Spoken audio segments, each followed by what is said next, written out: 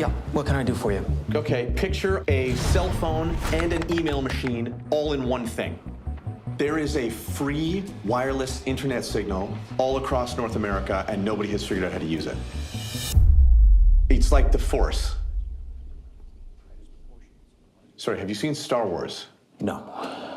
So I have Matt Johnson here, the star and director of BlackBerry. Now, before I get into anything, I'll just ask an obvious question. What drew you into the actual story of the BlackBerry, which was sort of like the thing that invented the text message? You say you got a text message? No, the thing that invented sort of the text messages. Right. The thing that got me into it was the fact that nobody really knew anything about it, while at the same time knowing it as a product. And I thought this was a good opportunity to tell a story that people would maybe be interested in, but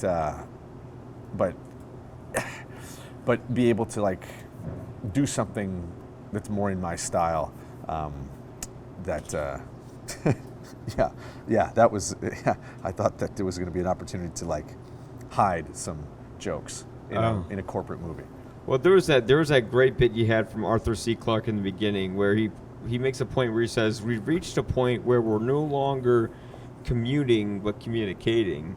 Now, have we reached that point now where we're texting each other instead of actually calling each other, or being one-on-one together? Well, the point that he was making, I think, is that the city itself would no longer be a relevant place to go to work, because any work you could do could be done remotely. And in very real terms, he was exactly correct, but not for the reasons I think he thought. And it's that so many people are remote working now. Look at what COVID did. And now it's kind of shifted towards that. But yeah, no, he was quite prescient. Yeah, Arthur really saw the future. Yeah, he really did. So, has the tectonic shift of the smartphone intellectualized or stupefied the mass population, or is it sort of like in between? I think it's really, really good for the people who use it and use it to augment what they're doing, and I think it's really, really bad for the people who get constantly distracted by it. And I wish I wasn't one of the people who got distracted. I don't have any social media, but I do wind up like using my phone to do all kinds of nonsense. Just looking up just random videos. No, playing Marvel Snap. I don't know that one. Which one's Marvel Snap? It's amazing. Is it? It's the guy who designed Hearthstone. Actually, he probably didn't design it. He was probably just one of the designers at Hearthstone. Went on, got a great license, made a really great game. He's a little fuck. Everybody's jealous of him. Mark Rosewater wants to kill him. Yeah. Oh, really? So what's your go-to comfort food film when things don't work out? Because I know they had that screening of Raiders of the Lost Ark when they thought that their company wasn't getting bought out. I actually don't rewatch movies, but I guess the movie I've seen the most is the animated Robin Hood. Yeah. But I would just watch that thousands of times as a child. So I don't actually seek refuge in films anymore because I find them all so stressful. When I watch movies now, I get too involved. Like it's not a source of calmness. Does it kind of remind you of work? And it's like, oh, how did they get that shot? That kind of. Yeah. Kind of. It's like I love getting lost in movies, but typically I can only get lost in a movie I've never seen before. Yeah. Yeah. At one point, Jim, I want to call him Ball Silly like everybody else did, but Balsillo, I will say. How did his last name go? Balsilly. Balsilly, okay. Yeah. So almost was like Ball Silly. Yeah. He says that the greater the sacrifice one makes, the greater the reward, or something along that nature. Do you believe he was right? Yes. Yeah. I think that it is a deep truth that sacrificing things, whatever they are, will lead to great things for you. Now, you need to pick the right sacrifice, right? Cain made the wrong sacrifices, and God did not honor him. Abel was sacrificing, I think, good shit. It might have been meat. I think that might have been the difference. I think when I was reading Chester Brown's Jesus Wept at the Feet of Mary, I think the point that he makes is that Cain was sacrificing vegetables and Abel sacrificed a lamb. And that's why God was like, sick. I'm loving the lamb, but these veggies are fit for the pit. Is this movie based on real people? I think it is because it says what happens to them later.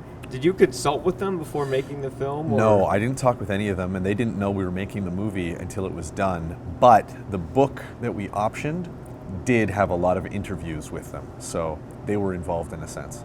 Oh, wow.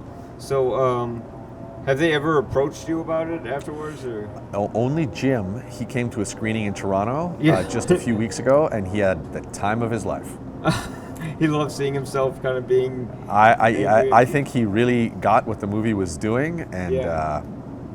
all I can say about Jim is that he is a total gentleman, and he was the most gracious guy considering the circumstances, and he's got a fan for life in me. Since The Social Network, there's been like a lot of rise in films about large companies, their founders, and their cultural influence. Because after that movie, you got The Founder, which was about Ray Kroc, and then you got Tetris, which was about kind of getting behind the Iron Curtain and bringing a video game from Russia to the rest of the world. What do you think about these stories? Because this relates to something where another huge technical company has released something that the masses like. What is it about those stories that are so captivating, you think?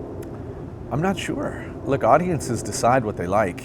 I think people are under the false assumption that like an amorphous Hollywood is deciding what people will enjoy, but the fact is the audience votes with their feet. So I imagine that people are interested in these stories because in some ways these are like these techno titans, like they're doing almost magical things, like they're transforming culture in a way that we deal with all the time. Television shows like that one about Uber, which I think is called Super Pumped, which I didn't get to see. I think we're fascinated by these stories because they're with us every day. We use smartphones every day. We use Uber every day, right? People play video games every day. And so, who knows, maybe it's us trying to understand ourselves. So how did the movie has a really nice fast pace to it. How did you establish sort of the structure and the pacing of the picture? That just comes from Kurt, the editor, and I wanting to cut out everything bad. And when you cut out everything bad, the movie goes pretty quick. Oh, wow. Did you have a lot of stuff that was bad in there that you had Tons. So much you have no idea. Yeah. Was there a lot of improv in the film? Yeah, there's, I think, more than, I was going to say more than people would think, but it depends on what audience we're talking about. Way less than my other films, way less, but more than you would assume. A lot of my dialogue is improvised, and when I would improvise dialogue, Glenn and Jay would go off script too, and all the engineers, like the young people who are around us, are improvising everything. Yeah. And the movie has a very sort of pseudo-documentary handheld sort of feel to it. What kind of inspired you to make that look for the picture? The films that inspired us were D.A. Pennebaker documentaries. We were stealing a lot from those. Specifically, The War Room was a big inspiration. Oh, yeah. But then there's also a film called Company about a Sondheim play or musical that just used close-ups so well, and we really wanted to take a lot from that. And then in terms of like what we used it for than the aesthetics was that we were trying to make the audience feel like they were there in the room with these characters. Right, absolutely. Well, thank you so much for your time. Oh, it was such a pleasure talking to you. Thank you. You said they were the best engineers in the world. I said they're the best engineers in Canada. What are they paying you? I shouldn't say. They're paying me $10 million. Yeah, me too.